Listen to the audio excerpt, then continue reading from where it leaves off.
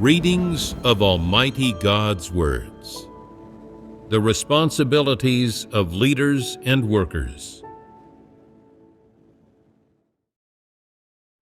The responsibilities of leaders and workers.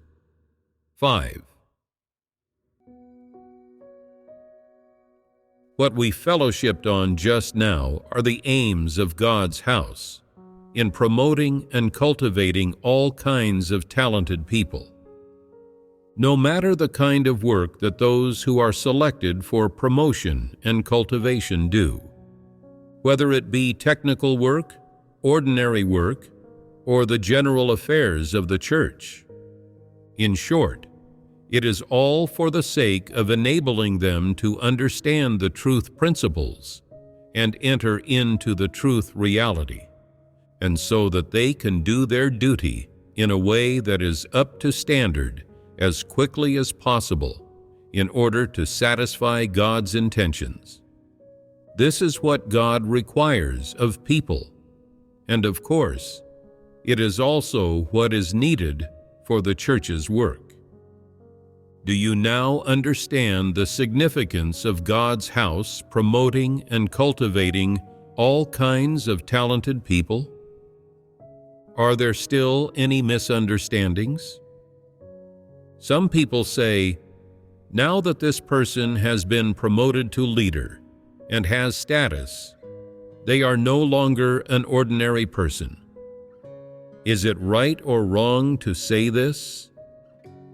Others may say, those who become leaders have status, but it's lonely at the top. The higher you climb, the harder you fall. Is it right or wrong to say this? It's clearly wrong. Which people does the saying, the higher you climb, the harder you fall, refer to? It refers to people with ambitions and desires. It refers to antichrists. When those who pursue the truth become leaders, that is not climbing high.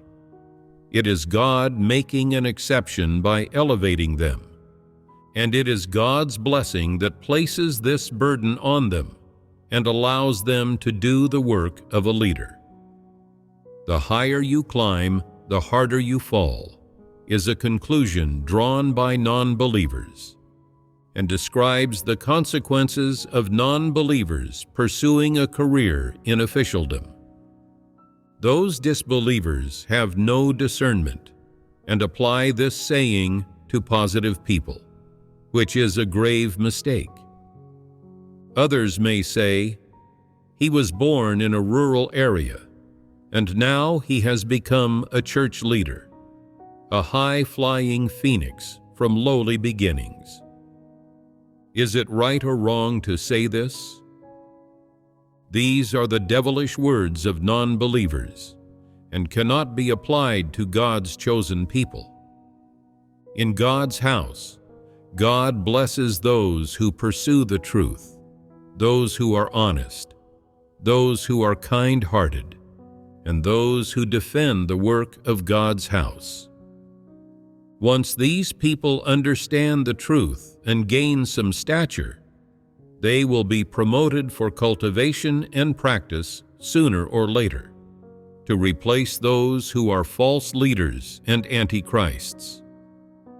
In God's house, positive people who have undergone many trials and tests, and who have consistently defended the work of God's house, are people who meet with God's approval, and it would be inappropriate for the devilish words of non-believers to be used to describe these people. Therefore, those who always use the devilish words of non-believers to describe matters in God's house and to express their own views are people who do not understand the truth and who have preposterous views on things. Their views on things have not changed at all and are still the views of non-believers, and they have believed in God for several years, and yet have not gained any truth at all, and still can't view things according to God's words. So then, these people are disbelievers and non-believers. When someone is promoted to serve as a leader or worker, or they are cultivated to become the supervisor of some sort of technical work, this is nothing more than God's house entrusting them with a burden. It is a commission, a responsibility, and of course, it is also a special duty, a special opportunity, and it is an exceptional elevation. There is nothing praiseworthy about them.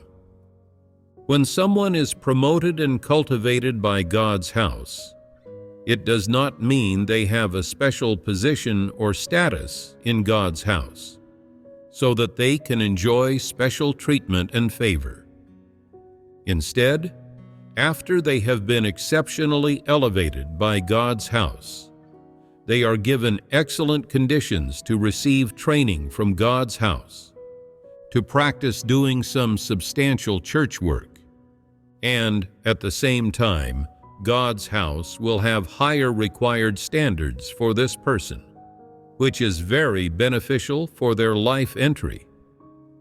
When a person is promoted and cultivated in God's house, it means they will be put under strict requirements and tightly supervised.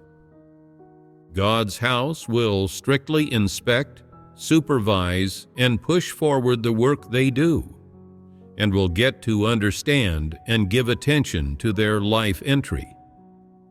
From these points of view, do the people promoted and cultivated by God's house enjoy special treatment, special status, and special position? Absolutely not, and even less do they enjoy any special standing. For people who have been promoted and cultivated, if they feel that they have capital as a result of doing their duty somewhat effectively, and so stagnate and stop pursuing the truth, then they will be in danger when they encounter trials and tribulations. If people's stature is too small, they will likely be incapable of standing firm. Some say, if someone is promoted and cultivated as a leader, then they have standing. Even if they are not one of the firstborn sons, they at least have hope of becoming one of God's people. I have never been promoted or cultivated, so do I not have hope of becoming one of God's people? It is wrong to think this way. To become one of God's people, you must have life experience, and you must be someone who submits to God. No matter if you are a leader, worker, or an ordinary follower, anyone who possesses the truth realities is one of God's people. Even if you are a leader or worker, if you lack the truth realities, you are still a laborer. In fact, there is nothing special about people who are promoted and cultivated. The only thing that is different from others is that they have a more favorable environment, more favorable opportunities, and better conditions to do specific work involving the truth principles. Even if most of the work they do involves a particular profession, if there are no truth principles to regulate and keep a firm grasp on it, then the duty they do will not accord with the principles, and they are just laboring, and they will definitely not receive God's approval. What are the requirements of God's house for the various talented people who are promoted and cultivated? In order to be promoted and cultivated by God's house, at the very least, they must be people with conscience and reason, people who can accept the truth, people who loyally do their duty, and people who can submit to God's orchestrations and arrangements. And at the very least, they must be able to accept and submit when they face being pruned. The effect to be achieved by people undergoing cultivation and training by God's house is not that they can become officials or bosses or lead the pack, and it is not that they can work on people's thoughts, and of course, much less is it that they have better professional skills or a higher level of education or a greater reputation, or that they can be mentioned in the same breath as those renowned in the world for their professional skills or political exploits. Rather, the effect to be achieved is that they understand the truth and live out God's words, and that they are people who fear God and shun evil. As they train, they are able to understand the truth and grasp the truth principles, and to know better exactly what faith in God is and how to follow God. This is extremely beneficial for those who pursue the truth to achieve perfection. This is the effect and standard that God's house wishes to achieve in promoting and cultivating all kinds of talented people. And it is also the greatest harvest reaped by those who are promoted and used. Some people do their duty relatively responsibly and are approved by God's chosen ones. So they are cultivated by the church to become leaders or workers. After attaining status, they start to feel they stand out from the masses and think, "Why has the house of God settled on me? Isn't it because I'm better than all of you?" Doesn't this sound like something a child would say? It is immature, ridiculous, and naive. Actually, they are not the slightest bit better than other people. It is just that they meet the criteria to be cultivated by the house of God.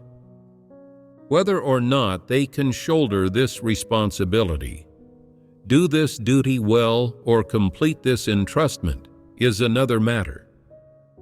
When someone is elected to be a leader by the brothers and sisters, or is promoted by the house of God to do a certain piece of work or perform a certain duty, this does not mean that they have a special status or position, or that the truths they understand are deeper and more numerous than those of other people, much less that this person is able to submit to God and will not betray Him.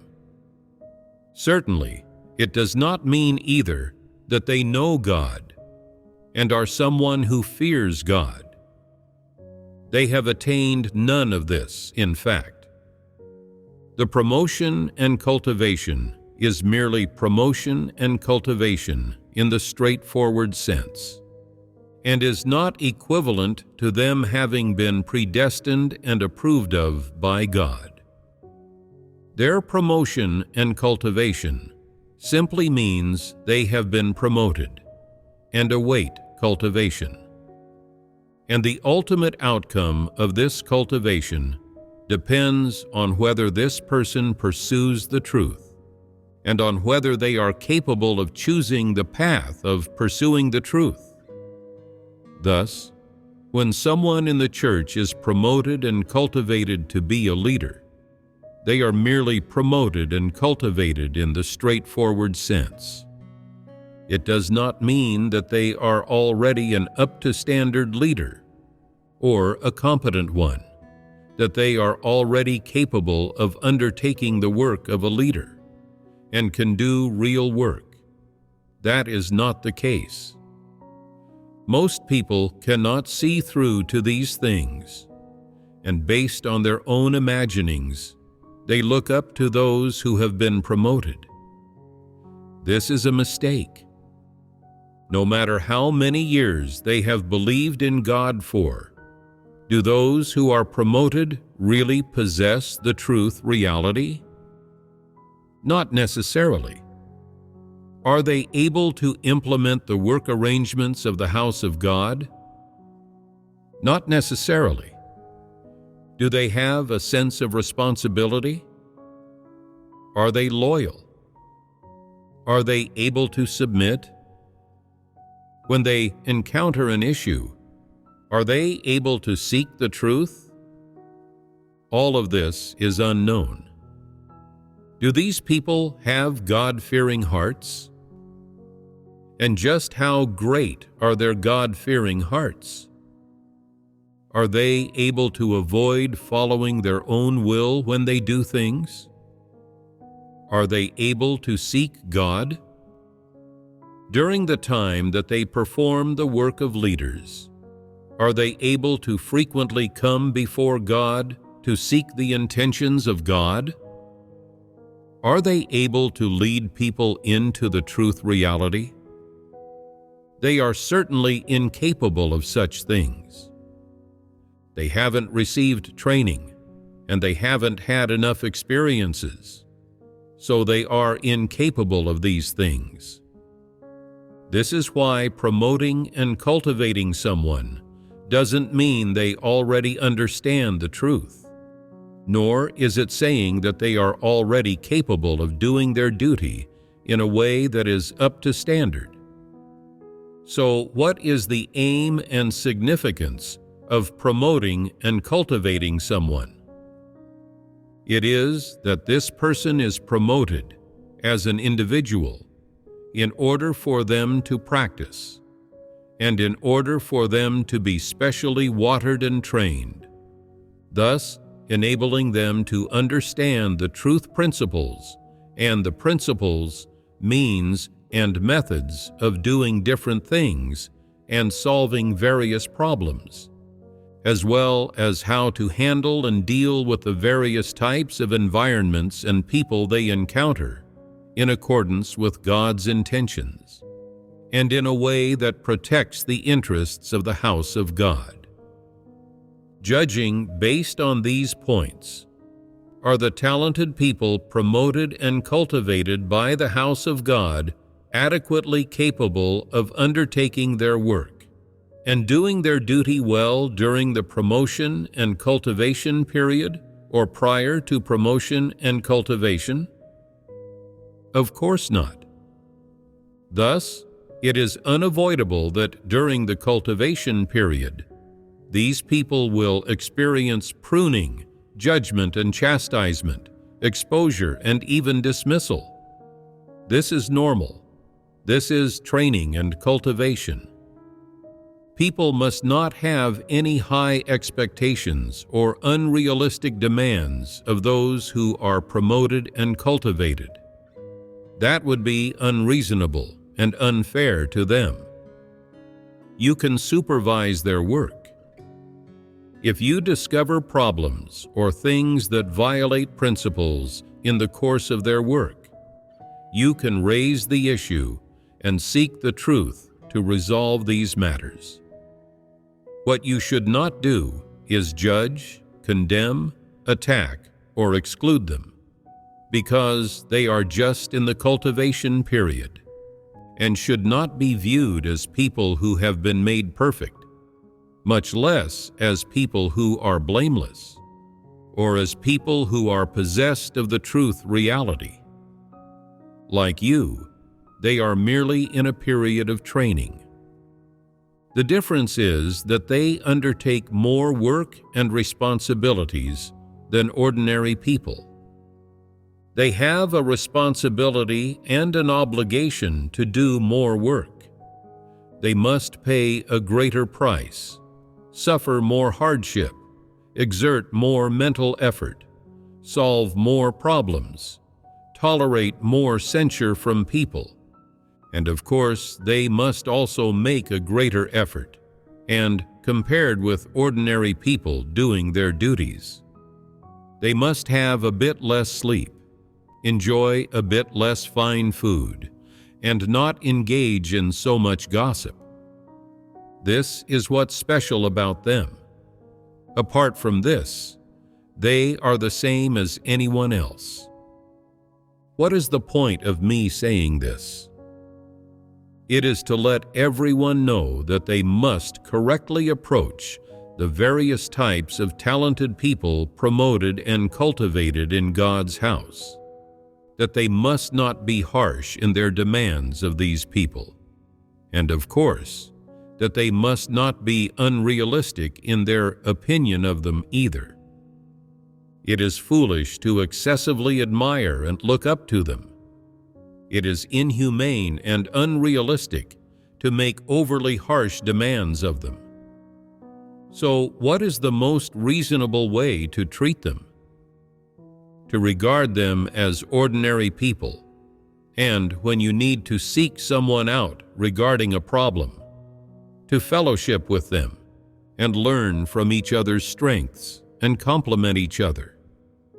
In addition, it is everyone's responsibility to keep an eye on whether leaders and workers are doing real work, whether they can use the truth to solve problems. These are the standards and principles for measuring whether a leader or worker is up to standard. If a leader or worker is capable of dealing with and solving general problems, then they are competent. But if they can't even handle and fix ordinary problems, they are not fit to be a leader or worker, and must be quickly removed from their position. Someone else must be chosen, and the work of the house of God must not be delayed. Delaying the work of the house of God is hurting oneself and others. It is good for no one. Some people are promoted and cultivated by the church, receiving a good chance to train. This is something good. It can be said they have been elevated and graced by God. So how, then, should they do their duty? The first principle they should abide by is to understand the truth. When they do not understand the truth, they must seek the truth. And if they still don't understand after seeking on their own, they can find someone who does understand the truth to fellowship and seek with, which will make solving the problem faster and more timely. If you focus only on spending more time reading God's words by yourself, and on spending more time pondering these words, in order to achieve understanding of the truth and solve the problem, this is too slow. As the saying goes, slow remedies can't address urgent needs. If, when it comes to the truth, you wish to make quick progress, then you must learn how to work in harmony with others, and to ask more questions and seek more. Only then will your life grow quickly, and will you be able to solve problems promptly, without any delay in either. Because you have only just been promoted and are still on probation, and do not truly understand the truth or possess the truth reality. Because you still lack this stature, do not think that your promotion means you possess the truth reality. This is not the case. It is merely because you have a sense of burden toward the work and possess the caliber of a leader that you are selected for promotion and cultivation. You should have this reason. If, after being promoted and becoming a leader or worker, you start to assert your status and believe that you are someone who pursues the truth and that you possess the truth reality, and if, regardless of what problems the brothers and sisters have, you pretend that you understand and that you are spiritual, then this is a foolish way to be, and it is the same way as the hypocritical Pharisees. You must speak and act truthfully.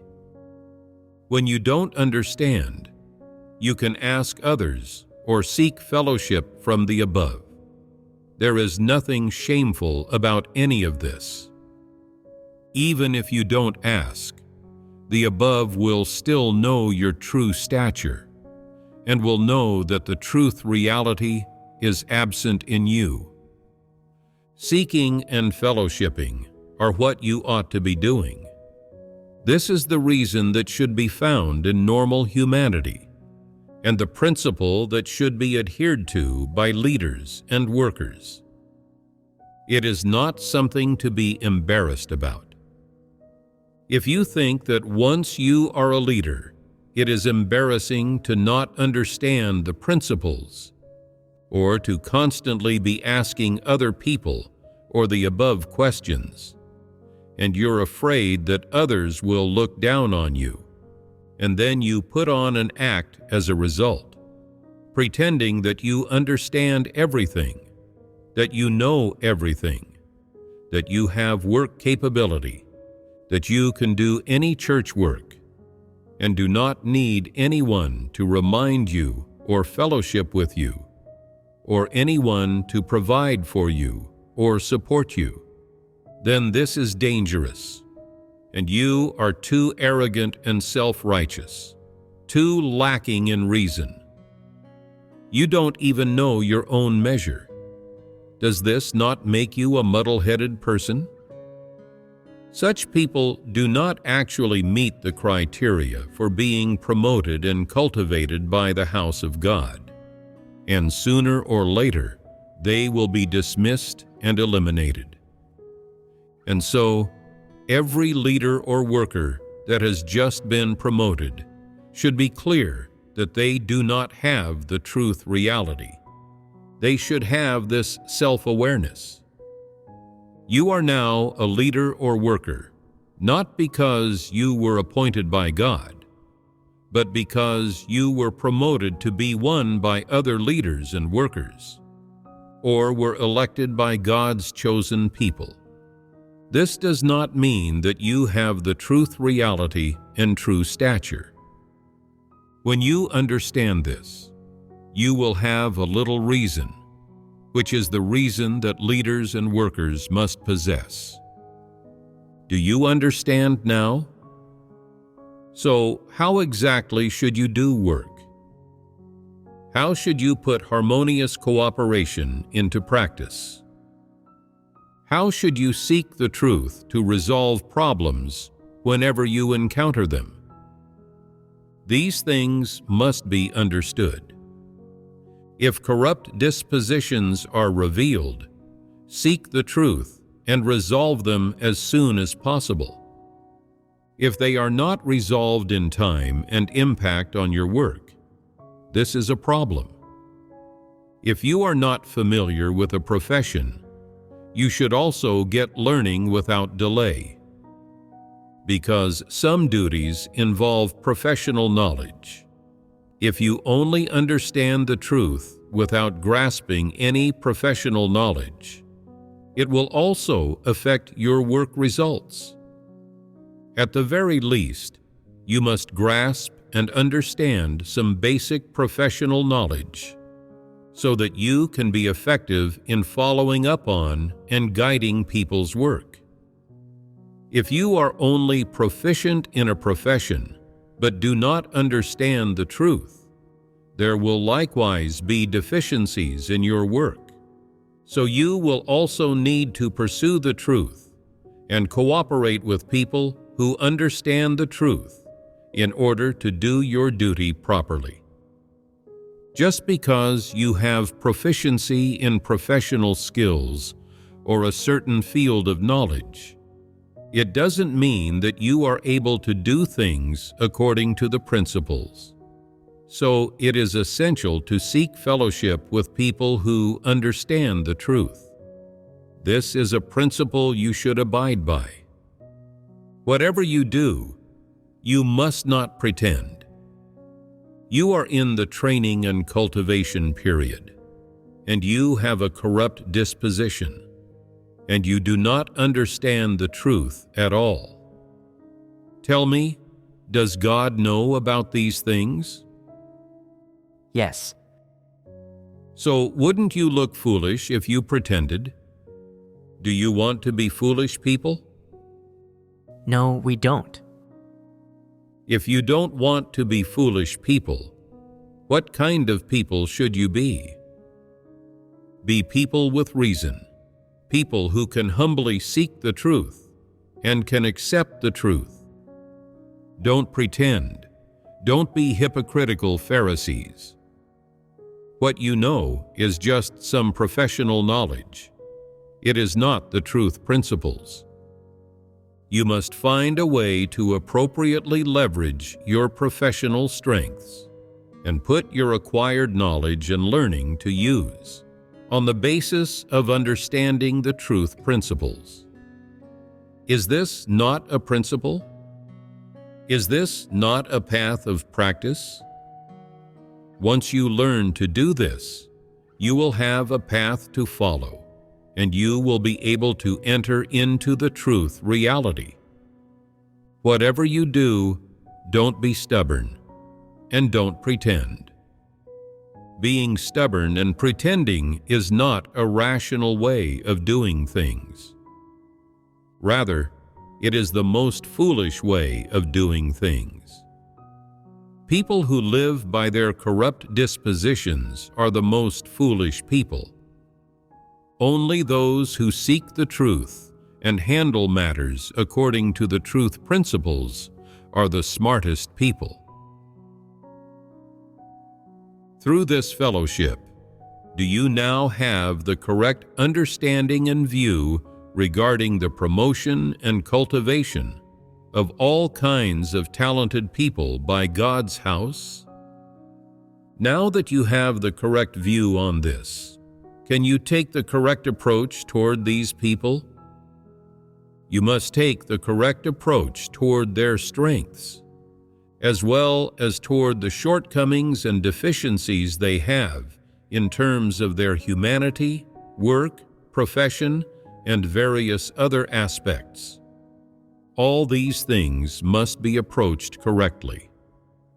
Furthermore, regardless of whether you are promoted and cultivated into leaders or workers, or whether you are talented individuals in various professions, you are all ordinary. You have all been corrupted by Satan, and none of you understand the truth. So, none of you should disguise or conceal yourselves. Instead, you should learn to open yourselves up in fellowship.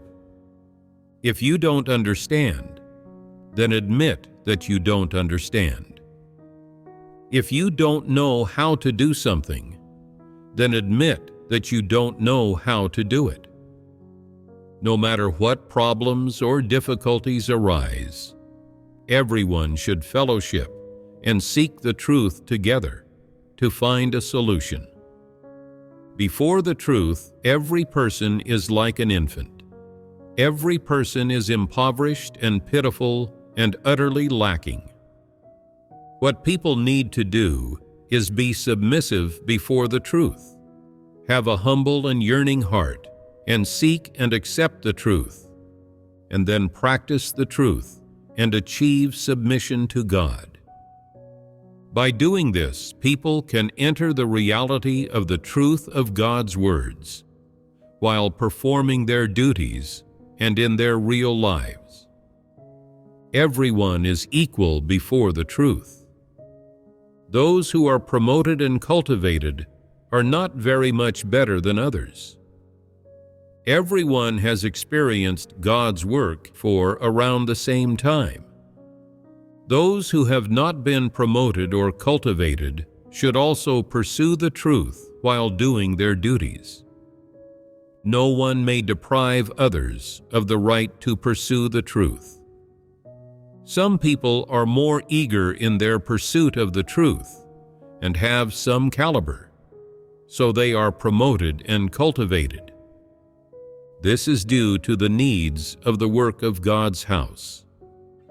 So, why does God's house have such principles for promoting and using people?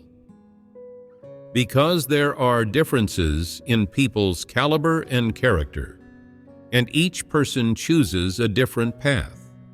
This leads to different outcomes in people's faith in God. Those who pursue the truth are saved and become people of the kingdom, while those who do not accept the truth at all, who are not loyal in doing their duty, are eliminated. God's house cultivates and uses people based on whether they pursue the truth and on whether they are loyal in doing their duty. Is there a distinction in the hierarchy of various people in God's house? For the time being, there is no hierarchy in terms of various people's positions, worth, status, or standing. At least during the period when God works to save and guide people, there is no difference between various people's ranks, positions, worth, or status. The only things that are different are in the division of work and in the duty roles performed. Of course, during this period, some people, on exception, are promoted and cultivated to do some special jobs, while some people do not receive such opportunities due to various reasons, such as problems with their caliber or family environment. But does God not save those who have not received such opportunities? This is not the case. Is their worth and position lower than others? No. Everyone is equal before the truth. Everyone has the opportunity to pursue and gain the truth, and God treats everyone fairly and reasonably. At what point are there noticeable distinctions in people's positions, worth, and status? It is when people come to the end of their path, and God's work is over, and a conclusion is finally formed on the attitudes and views that each person displayed in the process of pursuing salvation, and while doing their duty, as well as on their various manifestations and attitudes toward God. That is, when there is a complete record in God's notebook. At that time, because people's outcomes and destinations will be different, there will also be distinctions in their worth, positions, and status. Only then can all these things be glimpsed and approximately ascertained, whereas now everyone is the same. Have you understood? Are you looking forward to that day? Are you looking forward to it and fearing it at the same time? What you look forward to is that on that day, there will finally be a result, and you will have finally reached that day, despite all the difficulty. And what you fear is that you won't have walked the path properly, and that you will have fallen along the way and failed, and that the final outcome will be unsatisfactory, worse than you imagine and expect. How sad, how painful, and how disappointing that would be. Don't think so far ahead. It's impractical to think so far ahead. First, look at what is before your eyes. Properly walk the path under your feet. Do the work in hand well, and fulfill the duties and responsibilities that God has entrusted to you. This is what is most critical and most important. Understand the truth and the principles for doing your duty that ought to be understood right now, and fellowship on them until they are crystal clear, so that you have them worked out in your mind, and you know clearly and accurately what the principles are in everything you do, and ensure that you do not violate the principles, or deviate from them, or cause disruptions or disturbances, or do anything that harms the interests of God's house. All of this is what you should enter into right now. There is no need for us to talk about anything further ahead, and neither is there any need for you to ask or think about it. It is useless to think so far ahead. That is not what you should be thinking about. Some may ask, why shouldn't we think about it? The state of disaster has gotten so great now. Isn't it time we thought about such things? Is it time? Does the fact that the disaster is great influence your entry into the truth? The state of disaster has gotten so great. Yet when do I ever hold gatherings or preach sermons specifically with regard to disaster? I never focus on the matter of disaster. I always just talk about the truth, so that you can understand the truth and understand God's intentions, and so that you understand how to do your duty well and how to enter into the truth reality. Nowadays, some people don't even understand what the truth reality is and what doctrines are. They just spout the same few words and doctrines and empty talk every day, and yet they feel that they have entered into the truth reality. I am worried for them, but they don't worry about themselves. They still think about those distant things in the future. Thinking about those things isn't practical. The aim of promoting and cultivating all kinds of talented people is not to turn them into active people, nor to plan for them to become some kind of mainstay in future, but to give some people who, relatively speaking, pursue the truth more, and who meet the criteria for promotion and cultivation, the opportunity to train in suitable environments and under more favorable conditions. The most important thing is that they are able to understand God's words, understand the truth, and enter into the truth reality. Isn't this what people should achieve by believing in God? Isn't this what people should gain by believing in God? In order to enter into the truth reality, what is the main thing you should pursue right now? Do you have any plans or steps for doing it? I'll tell you a trick that is simple, easy, and quick. In simple terms, entering into the truth reality is actually practicing the truth.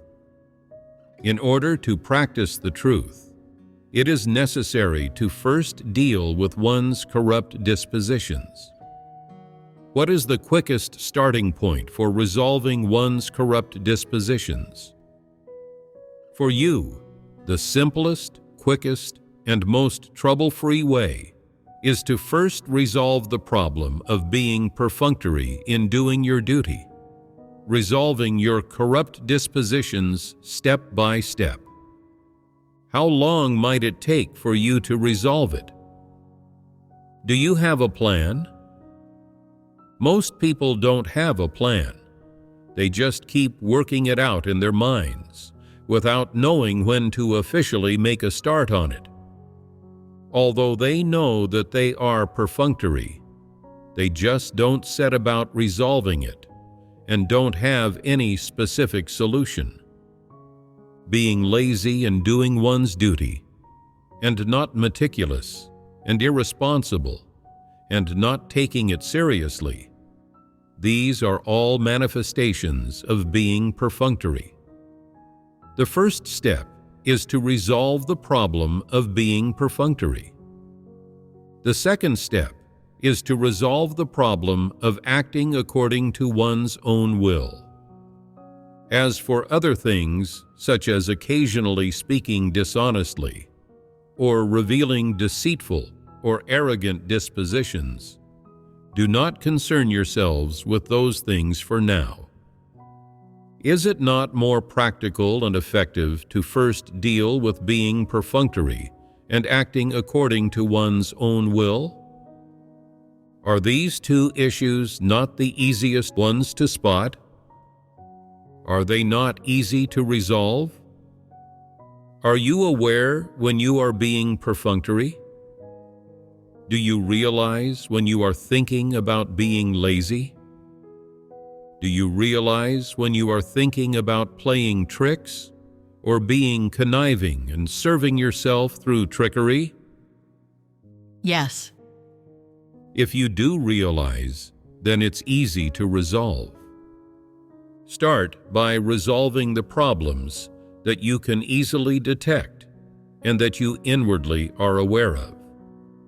Being perfunctory in one's duty is a very obvious and common problem, but it is also a stubborn one that is really hard to resolve.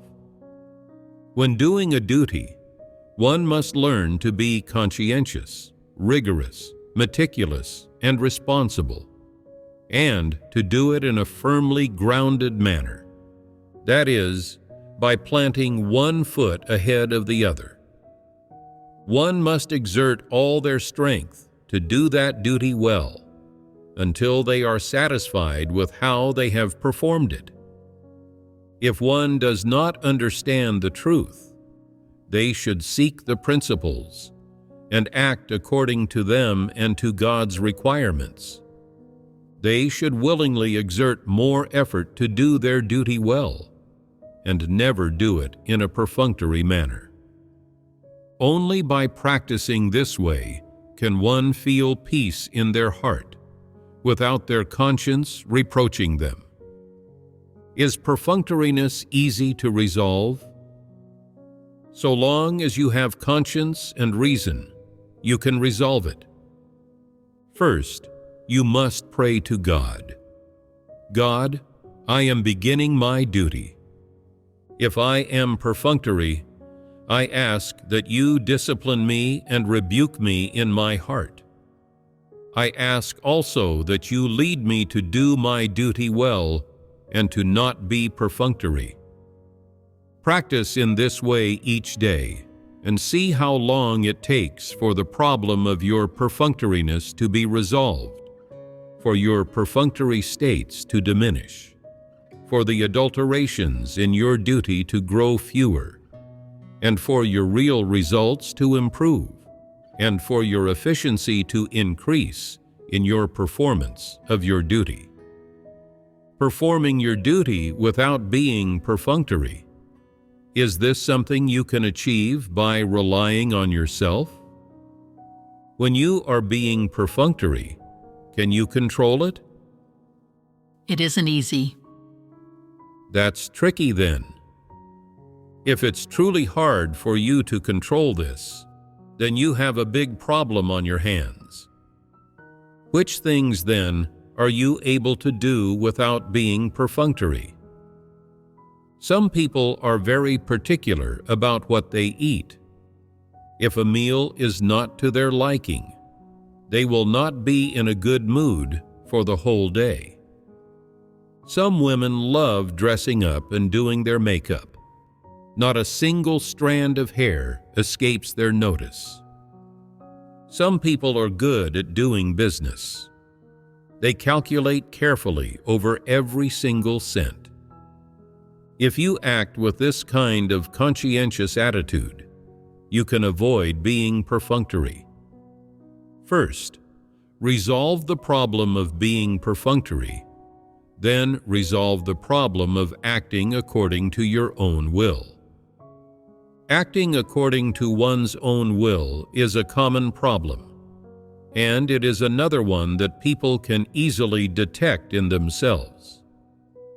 With a bit of self-reflection, one can recognize that they act according to their own will, which is not in accordance with the truth principles. Problems that people can recognize are easy to resolve. Set yourselves first to resolving these two issues, one being the problem of perfunctoriness and the other of acting according to your own will.